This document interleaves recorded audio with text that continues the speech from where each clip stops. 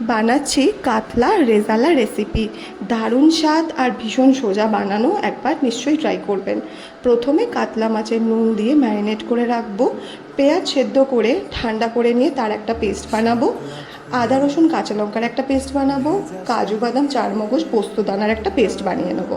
এইবারে কড়ার মধ্যে তেল দিয়ে তেল গরম করে মাছ ভেজে ওই তেলে দিয়ে দেবো কিছু গোটা গরম মশলা আর দেবো পেঁয়াজ বাটা।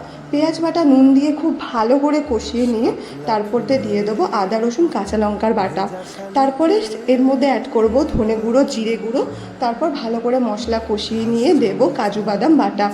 তারপরে সেটাকেও কষিয়ে নিয়ে দিয়ে দেবো টক দই সামান্য চিনি মিশিয়ে। এবারে দেবো গোলমরিচের গুঁড়ো আর দেবো জল। জল ফুটলে দিয়ে দেবো মাছ। তারপর ঢাকা চাপা দিয়ে আরেকটু ফুটতে দেবো। এরপর ঢাকা খুলে নিয়ে দিয়ে দেবো ঘি আর দেবো শাহি গরম মশলা। ব্যাস রেডি আমাদের কাতলা রেজালা রেসিপি।